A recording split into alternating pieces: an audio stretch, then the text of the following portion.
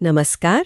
आज हम सीखने और सिखाने के तरीके पर एक ऐसी चर्चा करने वाली हैं जो शायद स्कूलों को लेकर हमारी पूरी सोच बदल दे। बिल्कुल। हमारे हाथ में शिवा नारायण का एक लेख है जिसका शीर्षक है knowledge transfer engineering, science of building working brains. और इसकी शुरुआत ही एक बहुत बड़े सवाल से होती है, एक ऐसा सवाल जो हम सब ने कभी न कभी महसूस किया है। हाँ, ये तो है। सालों साल स्कूल में टीचर हमें पढ़ाते हैं, हम रटते हैं, दोहराते हैं, लेकिन जैसे ही परीक्षा खत्म होती है ज्यादातर बातें हम भूल जाते हैं। ऐसा क्यों होता है? लेखक यहाँ एक बहुत बड़ा और मज़ेदार दावा कर रहे हैं। वो कह रहे हैं कि अगर कोई बच्चा सीख नहीं पा रहा तो कमी बच्चे में नहीं, हमारे सिखाने के तरीके की इंजीनियरिंग में है। बिल्कुल। और यहीं से नॉलेज ट्रांसफर इंजीनियरिंग यानी केटीई की बात शुरू होती है। ये कोई किताबी थियरी नहीं है, बल्कि सीखने को एक इंजीनियरिंग प्रोजेक्ट की तरह देखने का नजरिया है। Engineering project. हाँ, इसका मकसद सिर्फ कोर्स खत्म कराना नहीं है, मकसद है वर्किंग ब्रेन बनाना। वर्किंग ब्रेन यानी ऐसा दिमाग तैयार करना जो सीखी हुई बात को असल में इस्तेमाल कर सके, अलग अलग आइडियाज को जोड़कर कुछ नया सोच सके। ये सिर्फ जानकारी देना नहीं है, ये दिमाग बनाने का विज्ञान है। चलिए इसी को आज समझने की कोशिश करते हैं। तो सबसे पहले हमारे पारंपरिक स्कूलों में, जिन्हें लेखक टॉकिंग स्कूल कहते हैं, वहाँ गड़बड़ क्या है?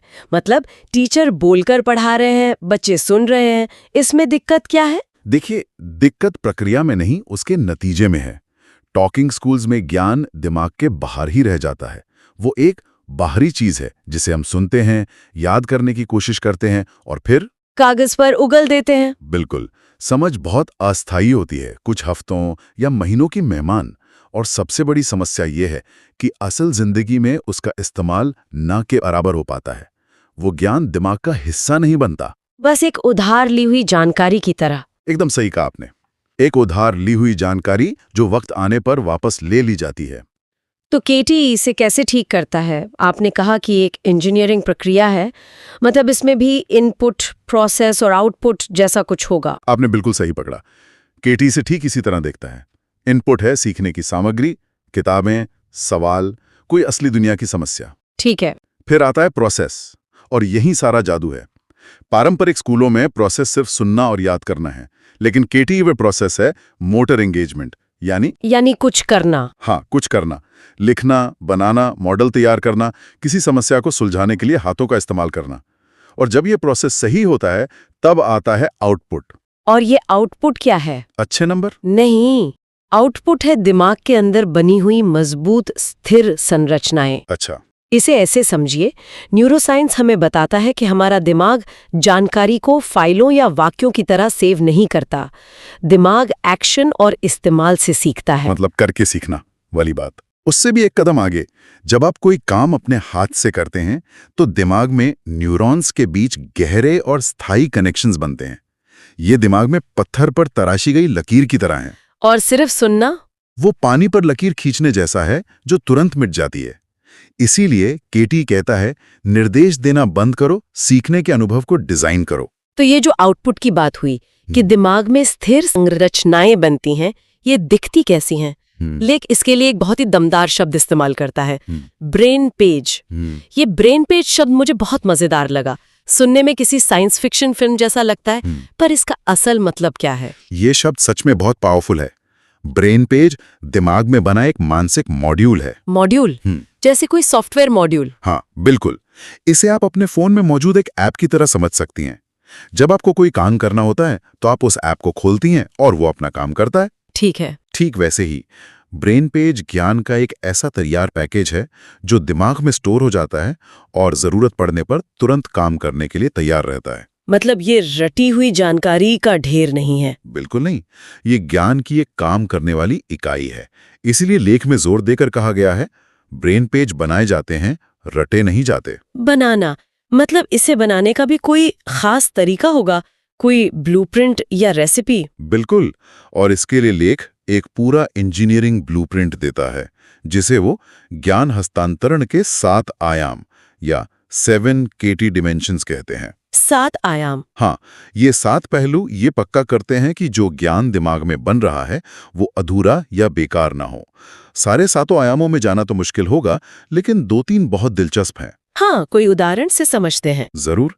इसमें से एक है ब्लॉक सॉल्वर। इसका मतलब है कि ज्ञान को इस तरह सिखाया जाए कि वो किसी समस्या को सुलझाने का टूल बन जाए। टूल कैसे? जैसे स्कूलों में पाइथागोरस थ्योरम को बस एक फॉर्मूले की तरह रटा दिया जाता है, a² + b² = c²। हाँ, बिल्कुल। लेकिन ब्लॉक सॉल्वर आयाम के तहत इसे एक दीवार पर सही ऊंचाई तक सीढ़ी लगाने की समस्या को सुलझाने के टूल की तरह सिखाया जाएगा। जब कोई इसे ऐसे सीखेगा तो वो उसे कभी नहीं भूलेगा। क्योंकि वो एक टूल बन गया, सिर्फ एक फैक्ट नहीं रहा। एकदम। ये तो बहुत कमाल का आइडिया है, मतलब ज्ञान को एक औजार बना देना। और कोई दिलचस्प आयाम? एक और है डार्क नॉलेज। ये वो ज्ञान है जो किताबों में नहीं मिलता, बल्कि सिर्फ करने से, अनुभव से आता है। अच्छा, जैसे आप किसी किताब से पढ़कर दुनिया की सबसे अच्छी बिरयानी की रेसिपी जान सकते हैं, लेकिन चावल कब तक उबालना है, मसाले किस वक्त डालने हैं और आंच कितनी रखनी है, ये डार्क नॉलेज आपको अपनी दादी या नानी से ही मिलेगा। सही बात है। केटी का मानना है कि सीखने की प्रक्रिया में इस डार्क नॉलेज को शामिल करना बहुत जरूरी है। इसी तरह के कुल 7 आयाम हैं जो ज्ञान को पूरी तरह से दिमाग का हिस्सा बना देते हैं। लेख में एक और अनोखी बात है, साइलेंट टीचर्स, यानी मूक शिक्षक। इसे पढ़कर मुझे लगा कि इसका मतलब है कि टास्क खुद ही टीचर बन जाता है। जैसे किसी को तैरना सिखाना हो तो उसे लेक्चर देने के बजाय पानी में सही एक्सरसाइज दी जाए, वो एक्सरसाइज ही उसका साइलेंट टीचर है। क्या मैं सही समझ रही हूँ? बिल्कुल सही। आपने एकदम सटीक उदाहरण दिया। साइलेंट टीचर का मतलब ये नहीं कि शिक्षक की जरूरत नहीं है, बल्कि शिक्षक की भूमिका बदल जाती है। कैसे बदल जाती है? पारंपरिक क्लास में शिक्षक हीरो होता है, जो बोलता है और बाकी सब सुनते हैं। केटी मॉडल में अच्छी तरह से डिजाइन किया गया टास्क हीरो होता है, वो टास्क ही सिखाता है। अच्छा। लेख में एक बहुत अच्छी पंक्ति है, टास्क सिखाते हैं, जगह मार्गदर्शन करती है और एक्शन दिमाग को तार देता है, यानी सीखने वाला सुनने के बजाय करके सीखता है। तो फिर शिक्षक क्या करता है?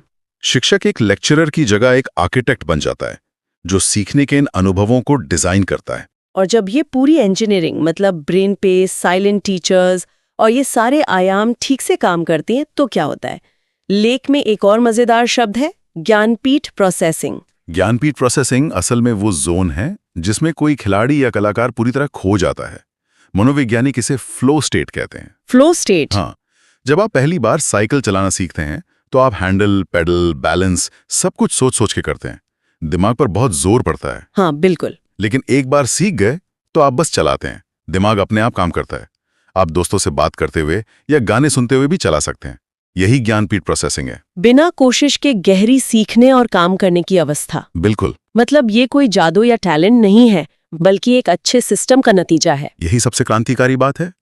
केटीई का लक्ष्य सीखने की प्रक्रिया को इतना अच्छा डिजाइन करना है कि हर छात्र इस फ्लो स्टेट या ज्ञानपीठ प्रोसेसिंग में आसानी से पहुंच सके। अच्छा। केसाठी वो अच्छी तरह से डिजाइन की गई सड़क है और ज्ञानपीठ प्रोसेसिंग उस सड़क पर तेजी से और बिना रुकावट के गाड़ी चलाने जैसा है।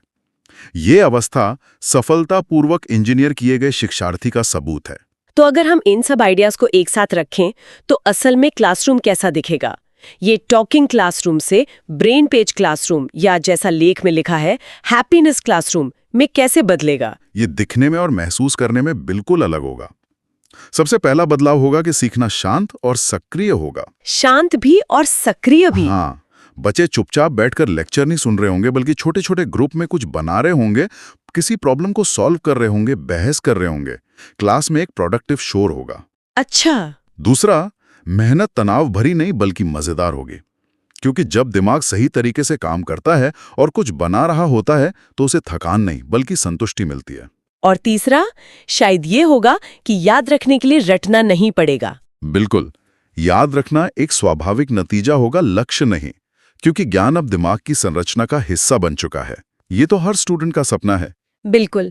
मुझे आज भी अपने स्कूल के वो फॉर्मूले याद हैं जिन्हें रटने के लिए घंटों लगाए थे, और आज उनका कोई इस्तेमाल समझ नहीं आता। शायद इसी रटने वाली प्रक्रिया की वजह से कई लोगों का मैथ्स या साइंस से एक डर बैठ जाता है। आपने बहुत सही नस पकड़ी है। केपीटी का मानना है कि सीखने का अनुभव आनंददायक होना चाहिए, डरावना नहीं। और जब मूल्यांकन यानी जांच का तरीका बदलेगा, तब ये डर भी खत्म होगा। मूल्यांकन कैसे बदलेगा? मूल्यांकन इस बात का नहीं होगा कि किसे कितना याद है, बल्कि इस बात का होगा कि कौन अपने ज्ञान को एक नई, अनजान परिस्थिति में इस्तेमाल कर सकता है।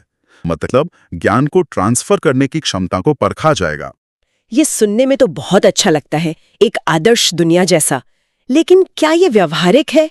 हमारे देश में जहां एक क्लास में 50-60 बच्चे होते हैं, वहां हर एक के लिए ऐसे टास्क आधारित ब्रेन पेज क्लासरूम बनाना कितना संभव है? ये एक बहुत जरूरी और व्यावहारिक सवाल है।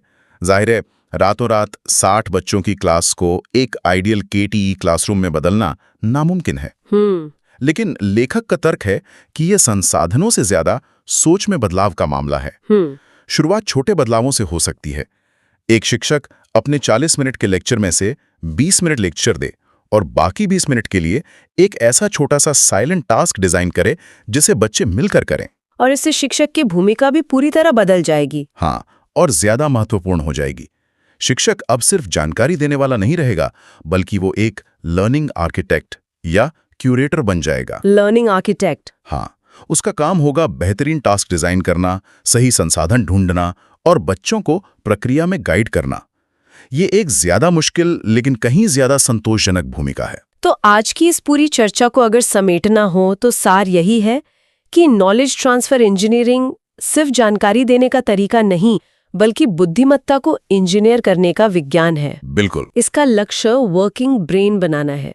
ऐसे दिमाग जो स्वतंत्र रूप से सोच सके, समस्याओं को हल कर सके और कुछ नया बना सके। और इसके लिए ब्रेन पेज साइलेंट टीचर्स जैसे औजारों का इस्तेमाल होता है। बिल्कुल। लेखक एक वाक्य है जो इस पूरी बात को निचोड़ देता है।